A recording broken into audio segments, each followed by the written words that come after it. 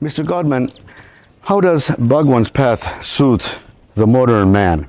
I mean, we're very stressed and busy, and there's lots of paths and millions of books to read, but what about Bhagwan's path? Self-inquiry, surrendering to God or self.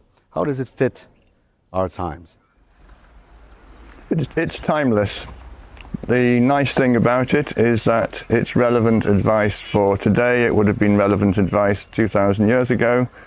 And if anyone happens to come across a crumbly old book on self-inquiry in 1,000 years' time, it will be relevant for them.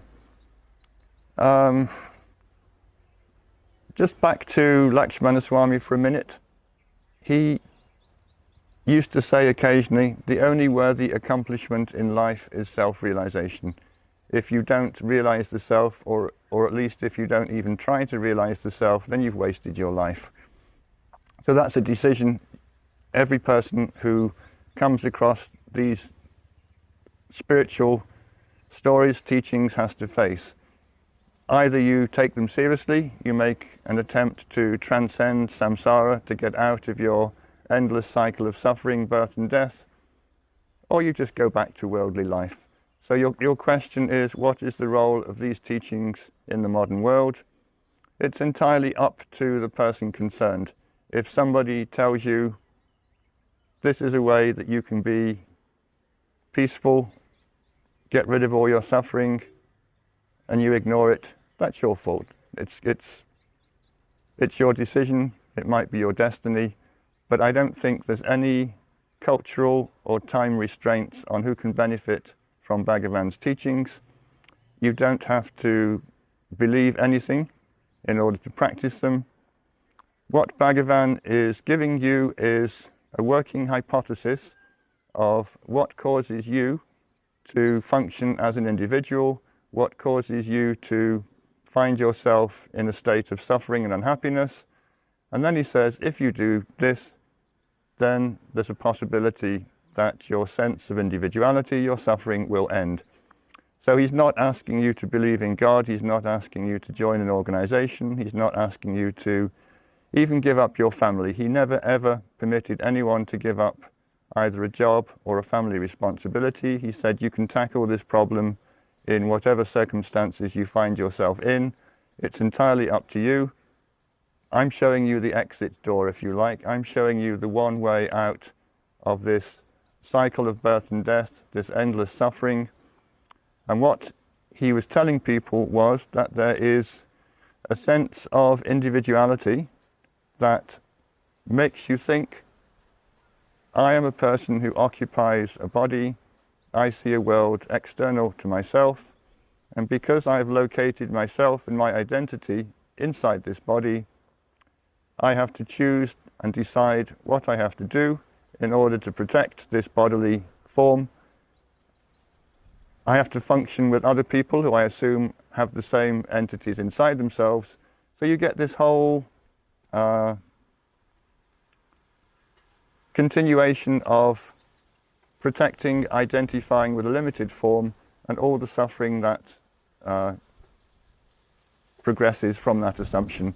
He's saying that your idea that you live in a body is entirely wrong, and he said you can challenge it. He said, I'm not asking you to pray to God, to believe anything, to read any books. He said, all I'm asking you to do is to look at how your own individual self functions. And he said, I'll give you a hint, I'll give you a clue. He said, watch the way that your mind takes ownership of all the things that come into its purview. It sees something and it thinks, I see a cat. It remembers something and it thinks, I remember what I had for dinner yesterday.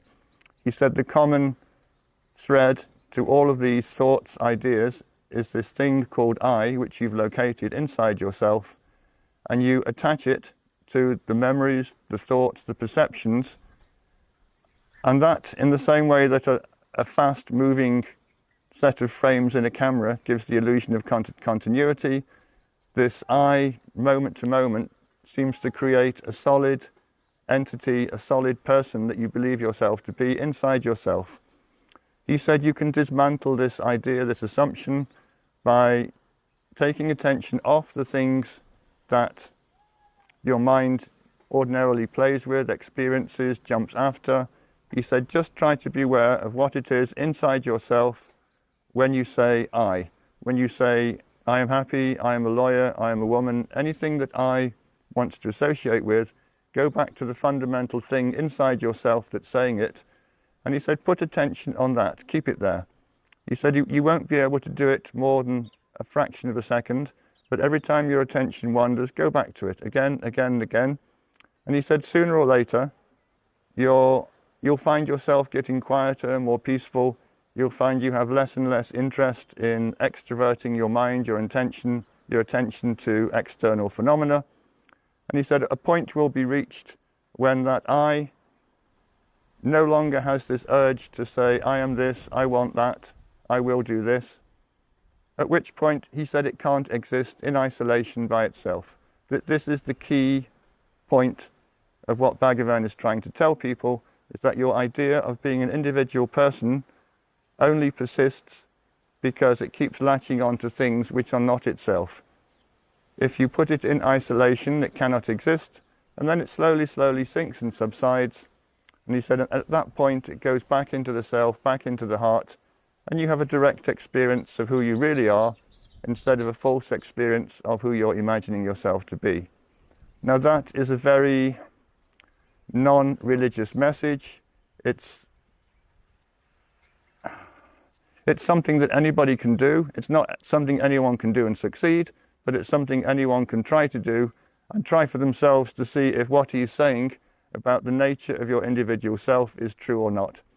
It's entirely up to you. It's not something that you have to drop out of your worldly life to do. He would tell people who complained they were too busy that they always had some time in their day. People would say, oh, I've got this job crisis, I've got children, I've got no time for all this. And he would say, put your full attention on your job when you have to do your job. If it's a demanding job that needs your intellect, use your intellect to do your job. Don't neglect your family. Keep supporting them if it's your destiny to have one. But look at the rest of your day. You're in the bathroom, you're walking to work, you're shopping. He said there's all this spare time that you're dissipating by having your mind spin round and round.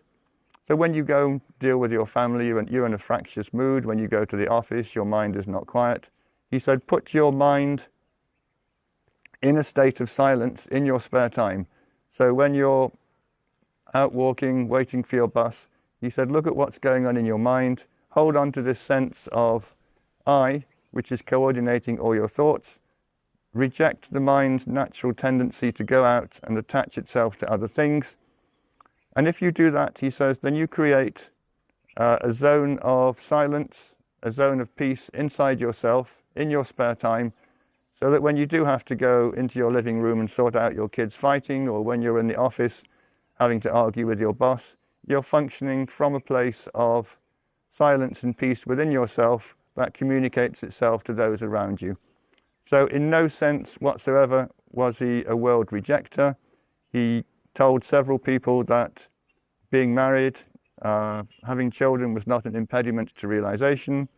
He told one of his school friends, Rangan, that it's easier to realize the self as a householder than as a sannyasi, as a renunciant monk. He just said, these are your circumstances. This is the destiny that you've been given in this life.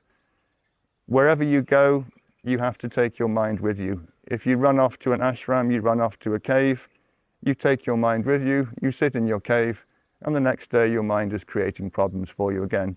He said, tackle your mind wherever you are, whatever script you've been given in this life, execute it calmly to the best of your ability.